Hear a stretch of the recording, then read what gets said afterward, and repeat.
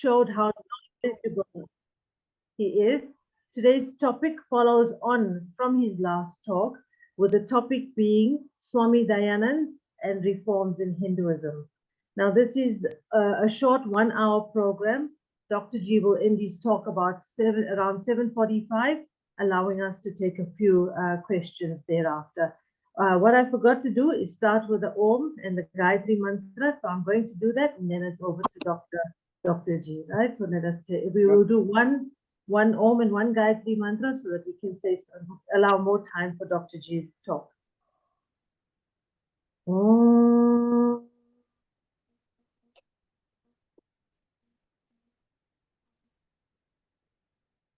Om Bhurbhuvah Swaha Tatsaviturvarenyam Bhargo Devasya Dhimahi Dhiyo Yo Nah Prachodhayat. Om Shanti Shanti Shanti. Namaste. Thank you. Over to you, Dr. G. Thank you, Rinaji, and I must also thank to my friends from different countries who assembled here to share my views on Maharshi Dayanand and reforms in Hinduism. This word reforms is a very interesting word. In fact, the best way to define reform is the transformation. Recently, just 10 minutes ago, my friend Dr. Chand Bharadwaj sent me a quote from a scientist, and the word was used, transformation. I was thinking over it, and I thought that reform, if we say transformation, that seems to be more attractive, and it's going to address the actual thing, what is contained in reformation. So transformation and reformation, this is the continuous process. If we stop the reformation in a system or transformation in a system, then the things will become stagnated. And even the water which do not flow, which cease to flow, it starts stinking and stagnated. Similarly, the societies, whether it is technology, science, everywhere, all the time, reformation or the transformation is required just to progress, just to do progress. And if we want do progress, or we want to be regressive, then no reformation or no transformation is required. So transformation or this reformation is the symbol and sign of progress within those principles defined and visualized by our seers. When we talk about the reformation in Hinduism, it is only Maharshi Dayananda Saraswati who came in the scenario of Bharat in 19th century, and he guided the people. That was the period of darkness, that was the period of slavery. We were enslaved by Europeans and mostly by Britishers. So some guidance, some direction was required, and it was only Maharshi Dayananda who visualized that we shall have to reform ourselves, or we shall have to transform our culture, our society, our ethos, and our concepts. There must be true understanding of the cultural values among the people, then only they will stand up for freedom, for self-rule. All of us know Swami Dayananda was only the first person who gave the call for self-rule. He was the first person in India who talked about self-rule. That is why he is known as the Martin Luther King of Bharat, Martin Luther King of India.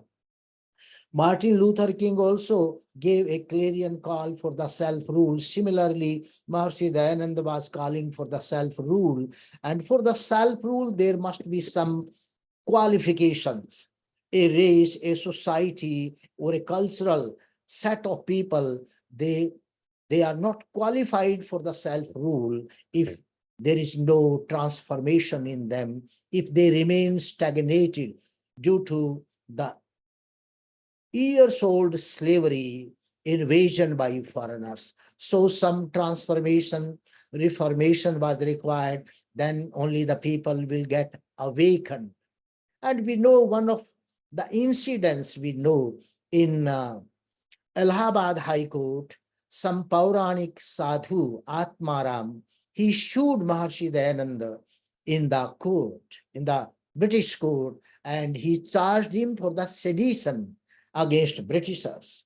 But the judge over there, he announced his judgment and he told, no, this Swami, this sannyasi, he is not doing any sedition or treason against the Britishers, but he is awakening his people so that they may become qualified for the self-rule.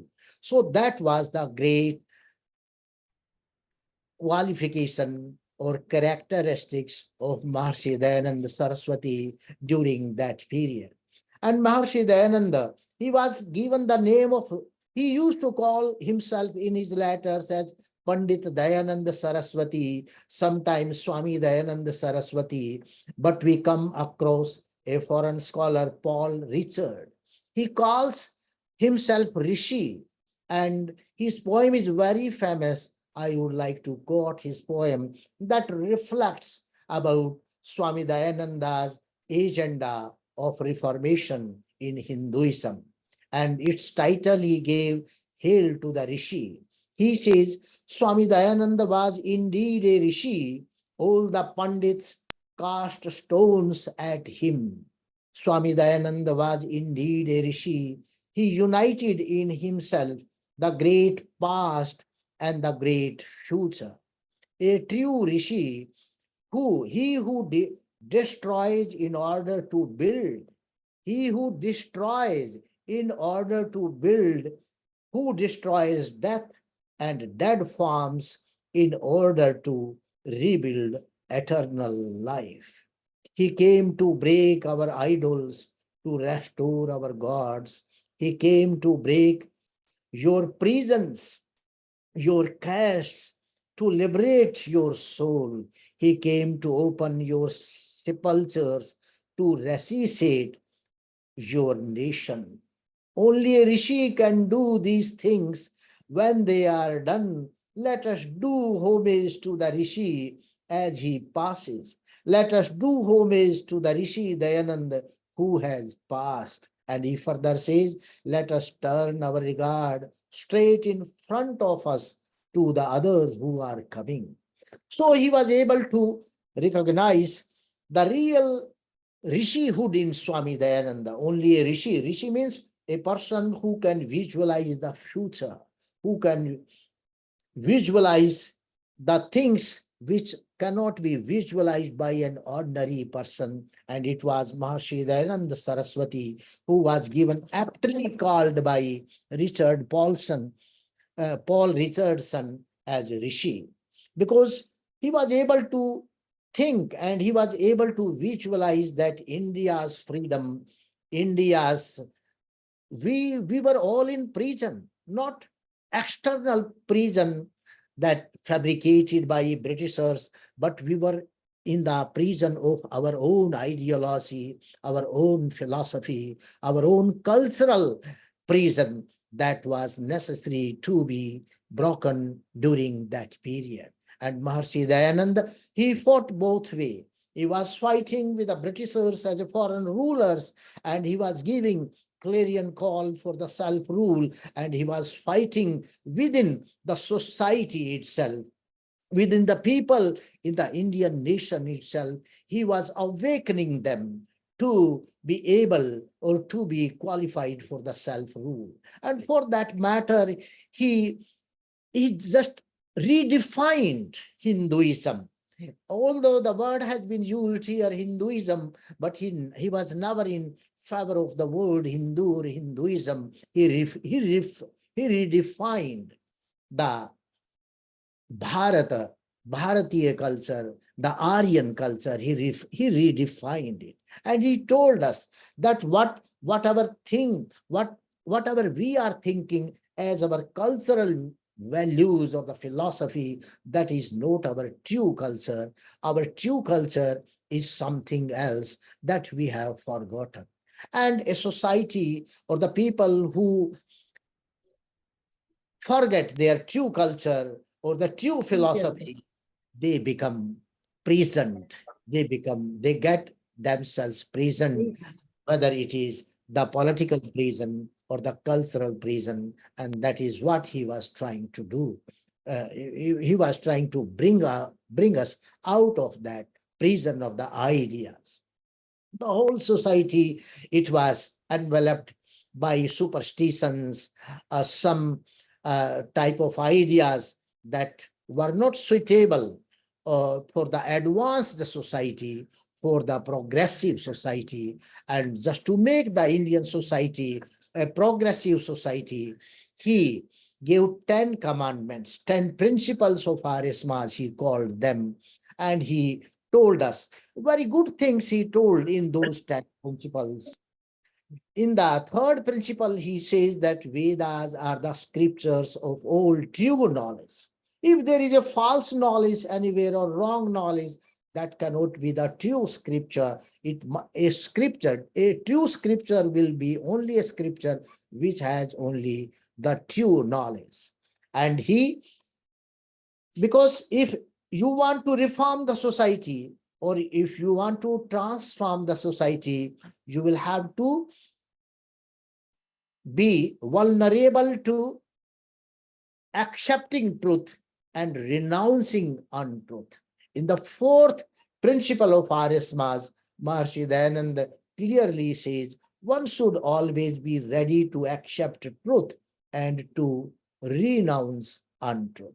If you are not able to accept truth, you can never progress in your life. That society or a nation can never do progress in its lifetime. So the truthfulness is the first necessity, and that is required for any progressive society. A regressive society need not follow truth. It can base its ideology, its own airy nothings on the untruth itself. Then, because we are a society, we will have to interact with each other. For a progressive society, for a reformative society, what should be the other condition? He reflects it into the fifth principle. And he says all acts should be performed in accordance to with dharma. And then he redefines dharma and says, what is dharma? After deliberating what is right and what is wrong. Whatever we do as persons or as a society, as a nation, we must do it in accordance with the dharma, the moral, ethical values, knowledge system, based upon our duties, that is dharma. And after due deliberation of right and wrong, if we are not going to think what is right, what is wrong, we cannot do progress in our life. Even the science cannot do progress. There will be so many hazardous things will be developed if the right and wrong thinking is not there. Today we have seen in the modern science is progressing.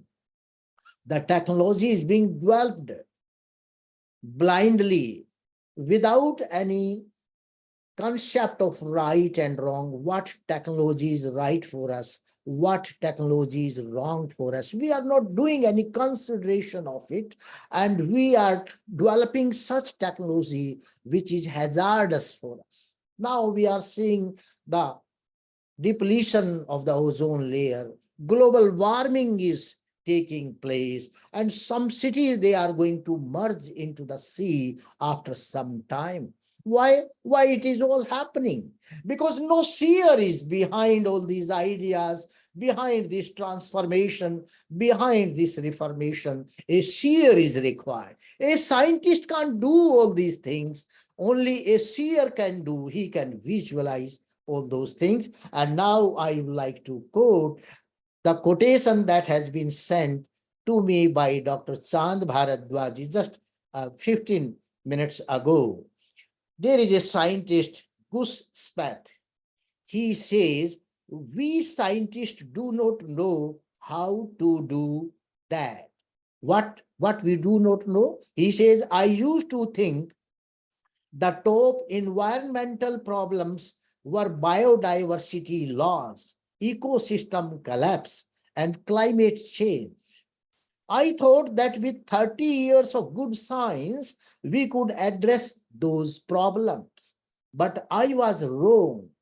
The top environmental problems are selfishness, greed, and apathy. Means that cultural transformation has to be there, the spiritual transformation has to be there among the people. And further he says, and to deal with those who need a spiritual and cultural transformation, and we scientists do not know how to do that. How to bring that transformation, a scientist cannot know. Only a seer knows it. Only a philosopher knows it. That is why the value of Gyan is there. This Bharata, this India is known as a Jnana Pradhana Desha, knowledge dominant country. The domination of the knowledge is must, because if you don't have the right knowledge, you cannot do right things. You cannot develop right technology. And this is what the seer says in the fifth commandment. And he says, all acts should be performed in accordance with dharma, that is, after deliberating what is right and what is wrong. So these were the principles of bringing transformation and reformation in the society. We cannot walk and talk blindly. We shall have to be very cautious when we are echoing our ideas, when we are redefining our culture, our philosophy. And further, because a society, a reformed society, I'm not talking about Hinduism, a reformed society or a transformed society, what that society needs? That society needs the prevalence of dharma, moral, ethical values. What is good, what is bad for us? The real knowledge system, the right knowledge, the duties, what is our duty towards our own self, towards our family, towards the society, towards our ecosystem, towards environmental system, and towards the whole globe. That has to be there. That awareness has to be there, that without that transformation, nothing can take place. And there must be love. There must be abundance of love among each and every person, so that no human being can be discriminated by each other. We are not going to discriminate with each other, and we are not going to do injustice to our fellow beings. So that is the primary condition for transformation and reformation in the society. And Maharshi Dayananda, in the seventh commandment, he says, our conduct towards all should be guided by love, dharma, and justice. If there is injustice in the society, if the powerful persons are doing injustice to the weak persons, then that society cannot be called as a reformed society or transformed society. If the rich people are going to exploit the poor, that society cannot be called as a reformed society or the transformed society. So the first underlining philosophy for a good society, a strong, robust society, is our conduct should be towards all should be guided by the feeling of love, dharma, and justice. When there is injustice at any place, we must come forward and fight it out. Maharshi Dayananda was only a seer during that period in the 19th century who was fighting with the injustice wherever it was happening, whether it was happening in the Indian society or it was done by the British ruler. He was fighting it out. In political science, there are two concepts. A concept of a good citizen and another concept is of a good person, good man. A good man is a good man. He is not going to disturb you. He is not going to create any ruckus in the society. He will sit still and do his job. He is not harmful to any person. But on the other hand, a good citizen is there. Who is a good citizen? A good citizen is a person who is going to raise his voice against any discrimination, against any injustice, against any wrong things in the society. He cannot sit still. The political science says that such a person is a good person, good citizen. Maharshi Dayananda was a good citizen. He used to rebuke even Hindus, even Muslims, even Christians, even the British Empire for their wrongdoings. And he used to favor and support whatever was good for the people and the society. He was a great citizen. He was a true citizen. People used to talk to him, Swami. They used to said, Swami Dayanand, why Swamiji you are criticizing Hindus for idolatry or the Sikhs or these Muslims or the Christians? Swami Dayanand used to say, no, wherever there is a wrong, wherever there is a discrimination, wherever there is injustice, I will have to speak about it. I will have to criticize it, because if I won't give the right direction to the society, who will give? If everybody will keep mum and sit still with eyes closed, no society can progress, no society can make forward march or become a developing society. So he gave such principles for the progress and for the transformation, for the reformation of our society. And the ninth principle, in the eighth principle, he says, we should dispel ignorance and promote vidya. We should dispel avidya. He's talking about the scientific awareness. If you want to bring reforms in any society, you must be scientifically aware society. You must be scientifically aware persons or the citizens or the nationals. The persons who are not scientifically aware, they can never reform themselves. They can never transform themselves. They can never do progress. That society will become a stagnant society, a stinking society. So he is giving us all those guidelines which were required for the progress or transformation of any society, any nation. And of course, he's talking about the Indian society. In view of Indian society, he's talking about all these things, but he is a seer. All his ideas, they are going to be held true in all times, all climes, and all regions. Wherever you go, these principles will hold true. And in the ninth commandment, Swami Dayananda says one should not be content only in his progress.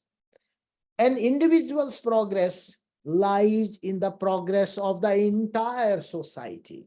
Only such a society can do progress, can do reformation, can be a reformative society or transformative society where each and every person is putting effort not only for his own promotion, progress, but the promotion and the progress of his fellow being. Such a good ideal, I don't think you go in any corner of the world, you go to any social philosopher, you go to any scientist, you will not find these ideas woven anywhere at one platform. Only 10 commandments are there, but the entire essence of the Vedic life and thought and philosophy has been reduced into these 10 commandments. And the last but not the least, that's the greatest one. In the 10th commandment, Swami Dayananda says, so far as your own progress, as your own selfish motive is required or your self progress is required, you are free to do anything. But when the question of the progress of the whole society is concerned, you are bound by certain rules. You are bound by certain laws. You are not free to do whatever you like. For your own selfish progress, you can do, but wherever the progress of the other people come on the way, that you will have to feel restricted. You will have to restrict yourself.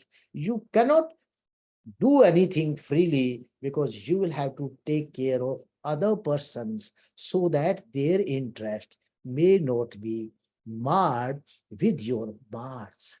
So that was the great thing, Swami Dayananda, in the 10th commandments or the last principle of Parismasi. And only following these principles, these ideology, this Vedic philosophy, a society can do progress. There can be reform, there can be transform in the society. These are the underlying rules for the progress. And now we have just seen, I'll just give a very latest example. When no doubt Maharishi Dayananda was speaking against idolatry, Murti Puja. He used to say that this Murti Puja is not going to do the good of our society. We cannot do progress because an ordinary human being, he starts thinking that God is sitting in a particular house and he will take care of us. And the people will become idle. They won't do any efforts, and that society will regress. That society cannot do progress because the Indian philosophy, the Vedic philosophy, is the philosophy of karma. Until and unless you will do karma, you cannot do progress. In one of his lectures, Maharishi Dayananda says that he is in the context of Somnath temple he is talking about, and he says that this Somnath temple is going to is not going to protect the Indian society. It is the brave people of this land who are going to protect this land and even this temple of Somnath. And same thing happened recently in Indian elections. Ram temple was made in Ayodhya after 550 years. And the people, the politicians who were making that, who were behind that movement of construction of Ram temple, they started thinking, now the Ram temple has been built up. And this Ram temple is going to bring them votes, is going to protect them from every people. But they were defeated in Ayodhya itself.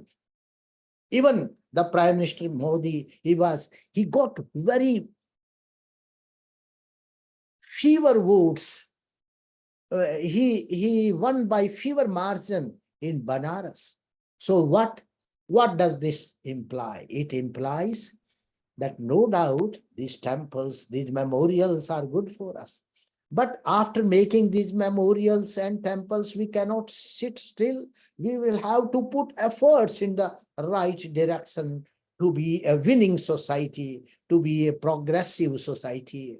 And if we think that our whole aim is achieved by making certain temples and these memorials, we are wrong.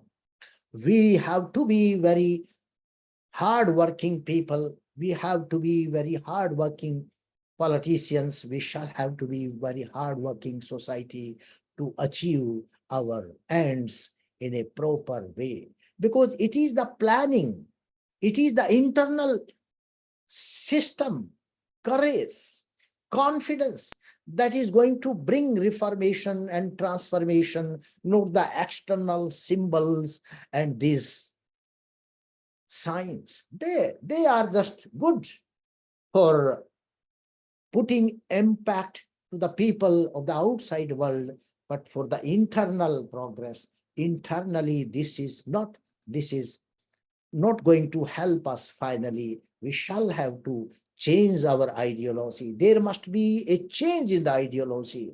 There must be a cultural reformation. There must be the spiritual reformation. There must be a cultural transformation, philosophical transformation. Only a people with transformed ideology, they will be able to protect their culture, their history, their nation in a better way, and not by superstitious things. These are not going to help. Today you will make, somebody will demolish it, and this will continue. This system will continue. We will have to ideologically awaken our people. And that is what Maharishi Dayananda was doing.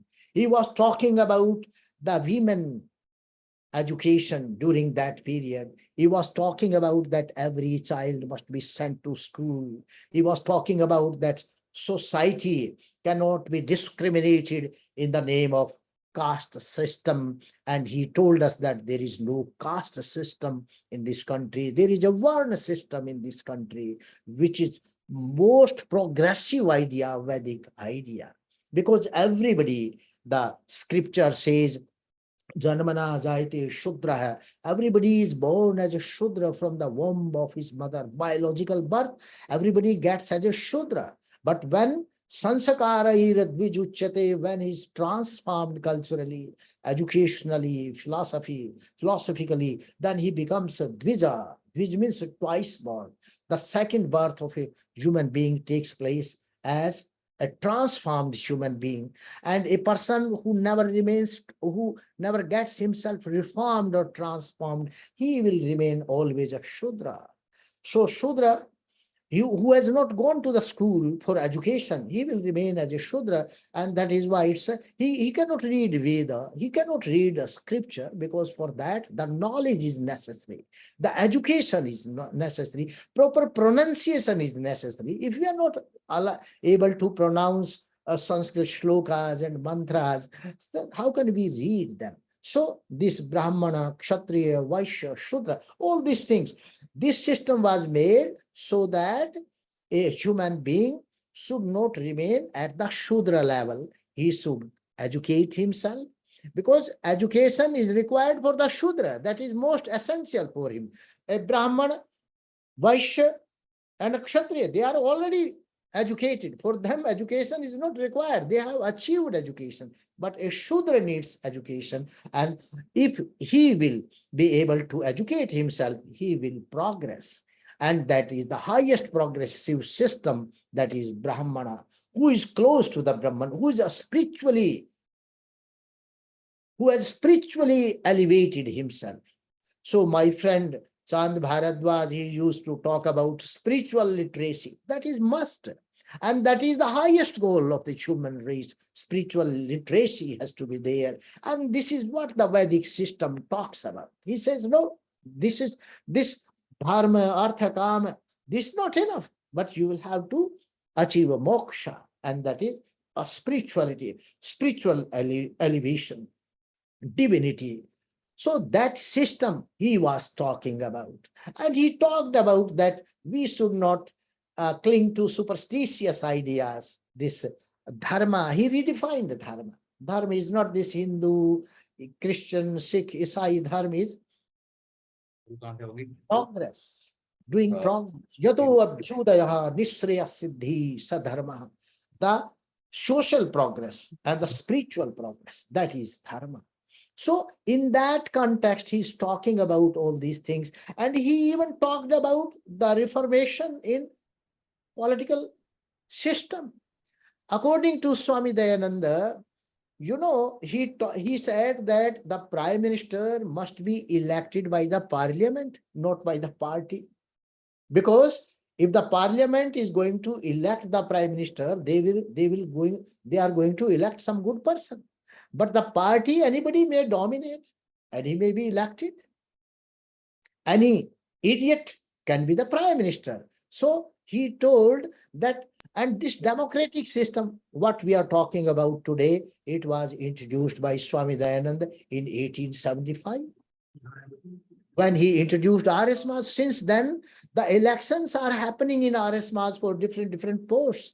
And India became free or achieved freedom in 1947. You can see whatever. He was such a progressive man. He was thinking 200 years advance during his period. He was 200 years advance to his contemporary persons. He was a fearless sannyasi. We know everybody was eulogizing Britishers during that period. Even the Pandits of Kashi, they were eulogizing Britishers. But it was only Swami Dayananda who never eulogized Britishers. And once upon a time before Viceroy, he told, it is good to have a bad self-rule than to have a good foreign rule. And at another place, there is a Gandhi. He goes to the Golmage conference, round table conference in Britain. And when Prime Minister Italy asked him about the British rule in India, Gandhi very shrewdly answered, and he's told, Your Majesty, this time I'm your guest and I'm not in a position to comment anything. But Maharshi Dayananda, he's plain, straightforwardly, he told to the Viceroy that only a bad rule is better, bad self-rule is better than the good foreign rule. So such a fearless sannyasi, he brought all those things, he introduced all those principles which were helpful in the progress of a society, in the reformation of the society or the transformation of the society. I think I have spoken a lot, and now I withdraw myself and I again hand over the stage to Rinaji, who is organizing this program. Okay, namaste. Thank you very much, Professor. Yeah, I was about to tell you that you had a few more minutes, but I see Dr. Bharadwaj has his hand up for a while back. So, Dr. Bharadwaj, you can ask your question or say what you want to say. Thank you very much. And Raviji, you have beautifully explained those 10 commandments of the saint and how he really did it. And it is only how we all can involve ourselves and transform. That is what is the basic point you discussed today. And I would like to again reaffirm that what Raviji said, that now I have to tell you scientifically, as he was mentioning about spiritual literacy for digital age, that is what is based on science and logic without mentioning any religion, because it is all based on the Indian philosophy. Indian knowledge system is at the backbone of this concept of spiritual literacy. So I would like to comment few points here, that the whole cosmos is one living entity. And that whole cosmos has got three basics. One is floating material bodies of the whole cosmos. And another is the universal mind, I call it, because the whole cosmos is moving through gravitational magnetic fields. We call it as universal mind because it is embedded with information systems like 2G, 3G, 6G, internet is all operative from that. Chemistry, physics, maths is all there. If the apple falls, the scientist calculates the laws of nature. And third law is so prevalent that every action has got an equal and opposite reaction. So the whole cosmos is one living entity. I'm explaining the floating material bodies is the body of the cosmos. Universal mind is there, embedded with information system and laws of nature. And the third thing is the absolute intelligence and a capable force energizing the whole cosmos 24/7. Now, understanding this energy which runs the whole cosmos through particle and wave theory in the modern science, because creation is an intelligent design. Even a blade of grass is intelligently designed. So there got to be an intelligent being who's doing it all. And it has got, we have explained that there are three things in the whole cosmos, and you are part of that. Your body is made out of that 100 and odd elements in the floating material bodies. Panch Tattva, we call it in our scriptures. Then I have acquired the mind from the universal mind, and my soul is connected to super soul. So it is absolute intelligence and a capable force. This thing, this kind of a knowledge that you are divine with an acquired mind and a created body, and from a single cell you have graduated to the crown of creation, the human body.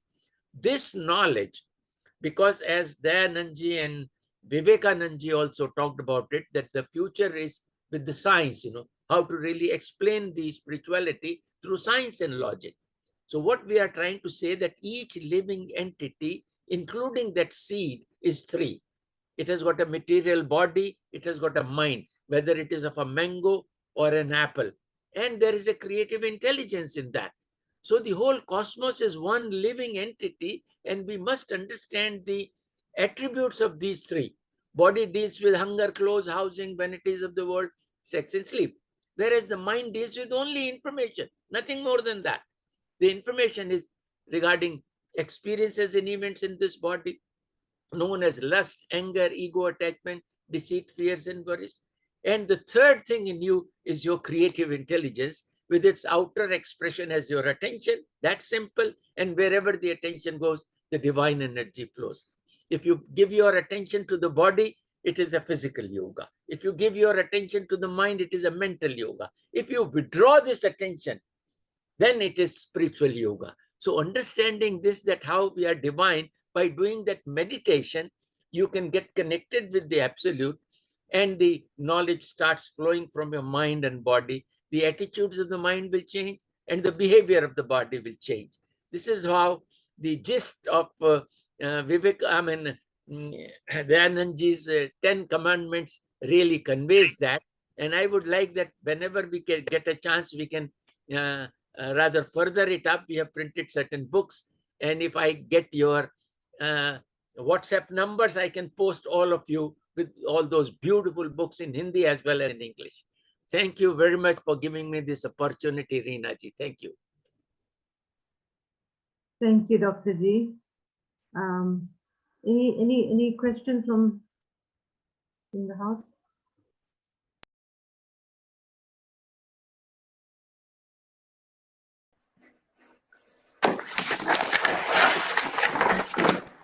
Dr. Ravi Prakash ji, Yeah. your presentation has been excellent this evening. It is much appreciated where you unpacked the 10 principles of the Arya Samaj, and it is made more practical in the way you're explaining it and relating it to scientific as well as Dr. Chan. The information you're giving us is very enlightening, and we definitely will take you up on sharing that information with us here in South Africa. So we're looking forward to receive material from you as well.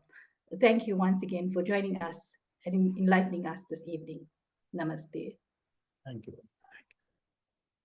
Thank you, Pandit Shabana. Any other questions or comments?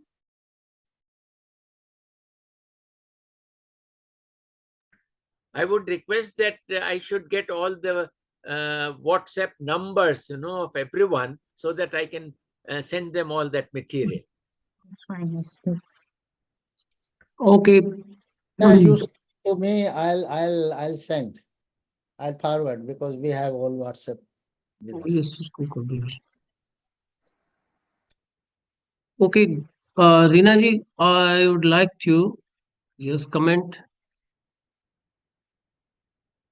You are muted.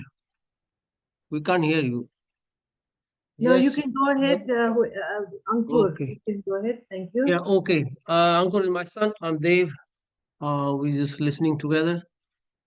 Thank you very much, Prof. Ravi Prakash ji, and interesting to hear all these principles. And in difficult times when India was in dark ages, Swami Dayanand Saraswati was a light. And I have a strong belief, I mean, that if anybody can save Hinduism or Sanatan Dharma is Arya Samaj. Uh, because it comes from Vedas and it removes all the superstitions. So to me, Arya Samaj is the heart of Sanatan Dharma. And but with the philosophy that we sometimes have to translate this philosophy in some kind of actual, how do you deal some actual problems. Our problem is not philosophy. Our problem is the animals who have been attacking us and we didn't know how to handle them. From 7th century, people are coming from the west, people coming from England. We are being looted. We are still being looted. That's where the problem is. How do you change our mind? Our philosophy, a few good philosopher is good for the society, but majority is problematic. So I think that's where probably Arya Samaj can make a contribution and is making a contribution, I know. But it must spread faster. Thank you. Thank you. Actually, for all these things, we must be ideologically strong. If we don't have a strong ideology, we will be influenced by anybody else. So that knowledge, that philosophical knowledge or cultural knowledge that we inherited, we must be we must spread it, and we must do more and more propagation of these ideas so that people may become culturally and ideologically strong. Then only we will be able to combat such influences from outside. Thank you. Certainly, I agree. But again, it's an effort we have to make Yeah, yeah. people No doubt. ideologically strong.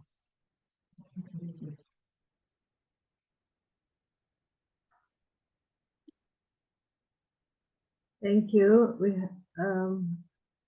Dr. Ravi Prakash, you want to speak again? Your hand went up, Doctor. Professor Dr. Ravi Prakash, No, hand is up. it's somebody else. It's not.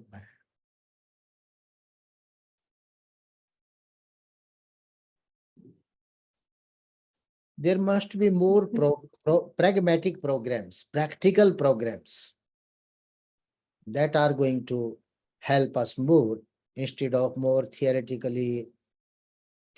side. We must be more practical. During Swami Dayananda's time also, we opened schools, so many Devi institutions.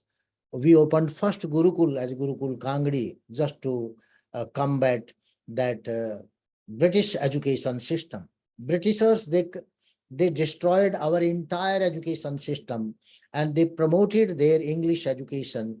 And it was R.S. Mas only or Maharshi Dayanand who started opening Gurukulas again. And this system was introduced, first of all, Swami Shraddhanand, he introduced Gurukul Kangadi in 1901 itself, then followed by Devi institutions. So R.S. Mas is the institution or the moment that rejuvenated Hinduism all the times.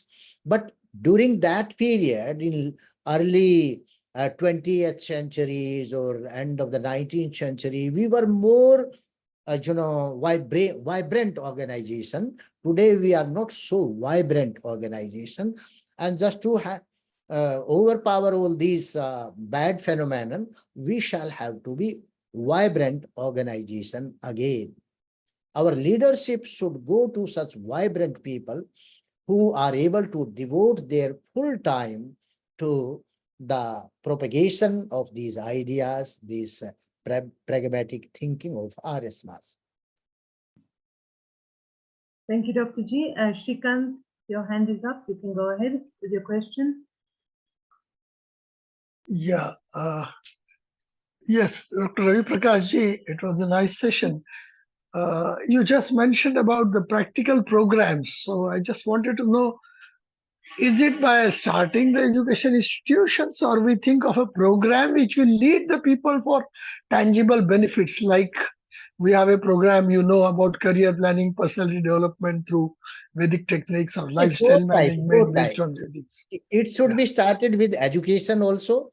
Our education Okay. system, no doubt, we can go by this modern education, but the system should be the Gurukul system, where the student will stay full time along with their teachers, so that they may be introduced some good moral, ethical values. They may learn our cultural things. What happens today in families, the parents, they are not looking after. Even they send their Yeah. children to school and they think, oh, at least for 5-6 hours we are getting rid of them. So they never know where they are getting, or they are finding such a program where they can learn about their cultural system, or where they can live that Vedic life which we thought about, or which were earlier done. And other pragmatic programs, as you are talking about, they should also Yeah. be done on all fronts. There must be some Okay. such programs, Okay. because Thank you. education is the base. That education system we shall have to revive that cultural system, and we can introduce modern education also. During Yeah. British period in 1835, when the survey of education was done in India by Ludlow, Yeah.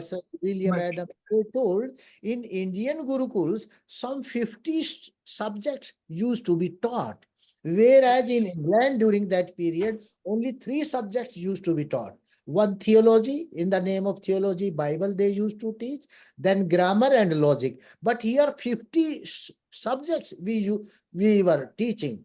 All these starting from your rhinoplasty, surgery, Ayurveda, philosophy, Nyay, so many educational disciplines we used to teach our students. So whatever teaching, giving education of a particular discipline is a different thing, but giving sanskar to a student, make him a real being, transformed being, that is the another thing. So that can be done through educational institutions, those sanskar system, as well as education system. During ancient period, we were having gurukulas, then we were having these ashramas, where the higher education people used to get with the acharya, in the presence of the acharya himself. So this type, the acharya or the teacher is the ideal person who a student can copy his ideal system. He should be very learned, very culturally refined. Fine tuning is necessary everywhere. So that fine cannot be done until and unless we will be more pragmatic, practical at all levels. okay. Thank you. Thank you, Dr. G. We've got another 3 minutes. There are a few comments that I can just read out. Om Sapra from New Delhi says, Yogi Aurobindo has talked of a superhuman being. Other interfaiths have also advocated human beings with super qualities. It is directly connected with the term Bhagwan, because Swami Dayanand has tried to convince humanity to be full and all virtues. That's from Om Sapra. Then, Swami Dayanand has a great vision, and he was a person with vision and with qualities and with practical programs. Other seers, other thinkers, they had a vision, but they had no practical programs. They used to confine themselves to a certain place and they used to meditate, do some writing work. But Swami Dayanand, he was in the field. He was visualizing, he was writing, he was facing all these problems, he was interacting with the people. And we must remember that once he told that I will achieve my moksha in the next lives, in the present life, I'm to remove the misery, poverty, superstitions from the Indian masses. So he had all the programs embedded in one single person. But we have other personalities, either they are giving philosophical speeches, they are only spiritually elevated persons, but they have no practical program. Either they are more practical, they have no philosophical vision. So this lopsided personalities we had, but here we had a person who was all round person and leaving his presence and impression in all spheres of life.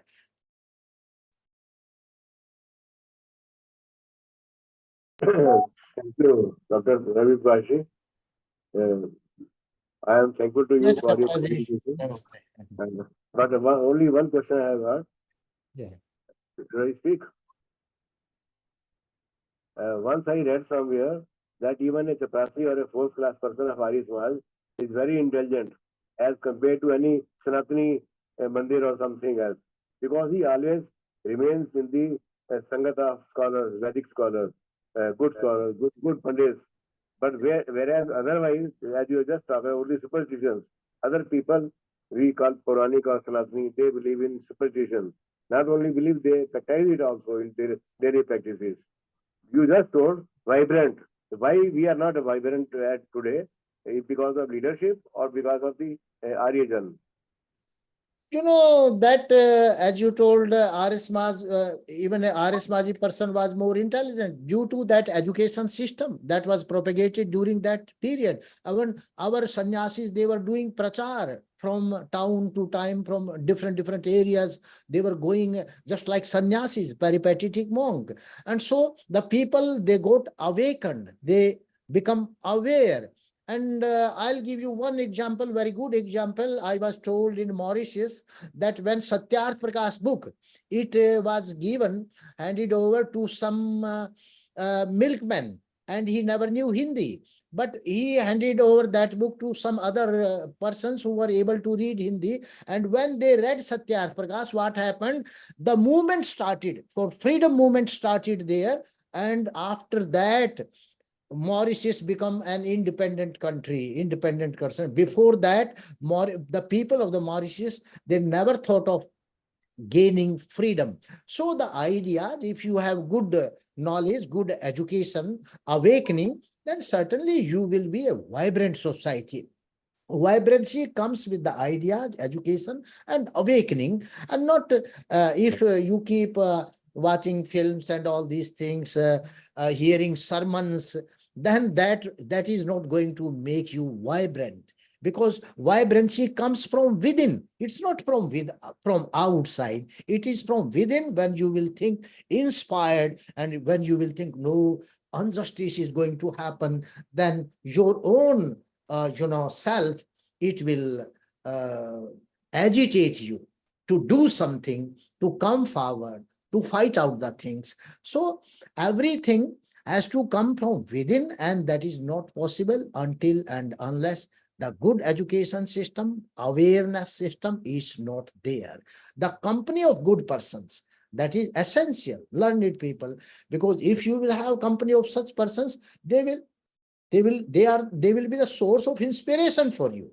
And if you will see films and all these things, their source of inspirations are those actors, actresses. So what you will do?